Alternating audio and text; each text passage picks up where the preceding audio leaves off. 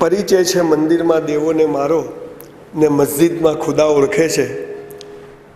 નથી મારું વ્યક્તિત્વ કોઈથી છાનું, આ પ્રવૃત્તિના હિસાબે બધા ઓળખે છે.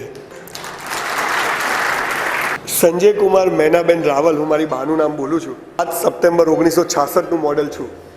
તો એ સરસ જવાબ આપ્યો છે, તું કરતા વો હૈ જો તું ચાહતા હૈ, ફિર હોતા વો હૈ જો મેં ચાહતા હું. આપણે ઊંધા પડીએ.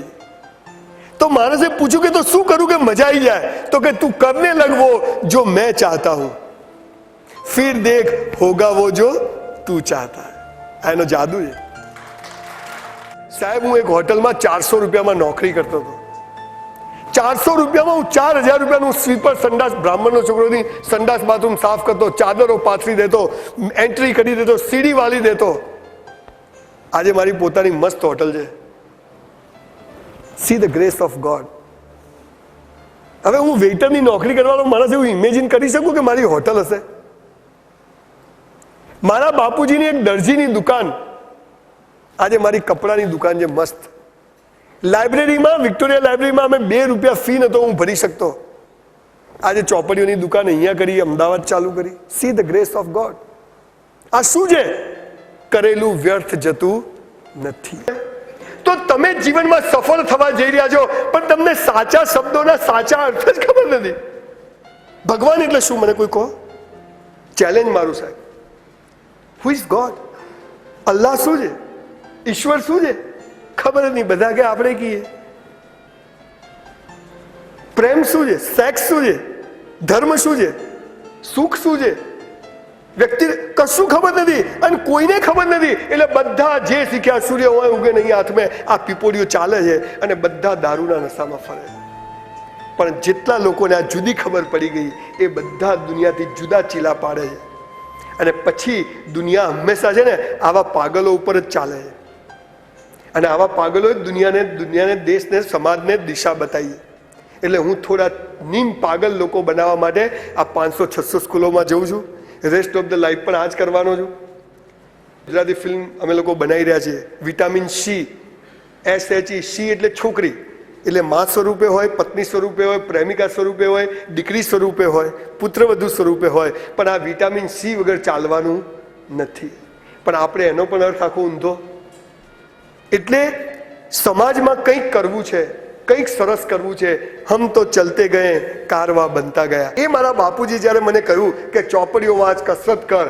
મિત્રો, તમારી સામે ઊભો છું, લગભગ 5000 પુસ્તકો વાંચ્યા છે. 5000.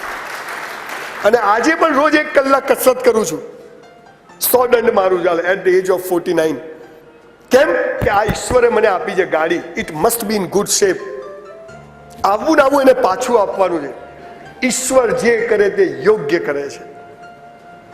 દુષ્કાળ લાવે, અતિવૃષ્ટિ થાય, ગરમી પડે, ઠંડી પડે, પણ તું જે કરે એમાં હું ખુશ છું.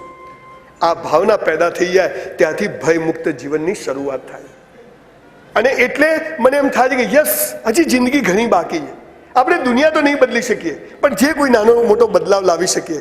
એક કાકા દરિયા કિનારે ચાલતા હતા, બહુ 80-85 વર્ષનો માણસ. તો પેલા દરિયાના મોજા ઉછળીને આવે ને બહાર, તો પેલી માછલીઓ બધી ઉછળીને બહાર પડે, બધી તરફડે. કોઈ કાગડો લઈ જાય, કોઈ કૂતરું લઈ જાય, કોઈ વળી પાછું બીજું આવે તો પાછું અંદર જતી રહે. પણ પેલા કાકા શું કરે? આમ વાંકા થાય આમ, અને એક માછલી પકડી આમ ફેંકે દરિયામાં. પાછા થોડા આગળ જાય, બીજી તરફડતી માછલીને પકડીને આમ કરીને પાછા બહાર ફેંકે. એક યુવાન નીકળ્યો ત્યાંથી કે કાકા શું કરો છો? શું ફરક પડે? કોને ફરક પડશે? કેટલો ફરક પડશે? એને એક માછલી પકડી અને આમ ફેંકી કે જો આને તો ફરક પડ્યો ને. This is life. કોઈક રવિ, કોઈ નદીમ, કોઈ ઇમરાન, કોઈ મનોજ, કોઈ સરફરાઝ, કેટલા છોકરાઓ, બધામાં હોય જ છે પાણી તો. પણ કોઈ ક્યાંક ફરક પડે. Life is good, that's all.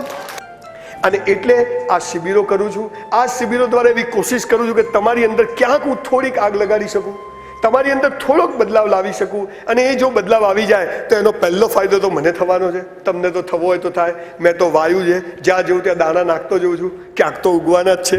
આપણું કશું જતું નથી. અને એક દાણો મને 10 દાણા આપી જાય છે, એટલે મારે કંઈ બીજી તકલીફનું કારણ નથી. એટલે મારું ધાર્યું થાય ત્યારે હું ખુશ, ના થાય ત્યારે ઈશ્વર ખુશ. આ વાત તમે સમજી જાઓ અને તમે જીવો, અને પછી પેલી વાત યાદ કરો, તું કરતા वो है जो तू चाहता है, फिर होता वो है जो मैं चाहता हूँ. તું करने लग वो जो मैं चाहता हूँ, फिर देख होगा वो जो તું ચાહતા હૈ. પછી પૈસો પણ મળશે, શોહરત પણ મળશે, દુનિયા પણ મળશે. આ છે ભયમુક્ત જીવનનો સાદો સરળ રસ્તો. આ છે વ્યક્તિત્વ વિકાસ કરવાનો સાદો સરળ રસ્તો.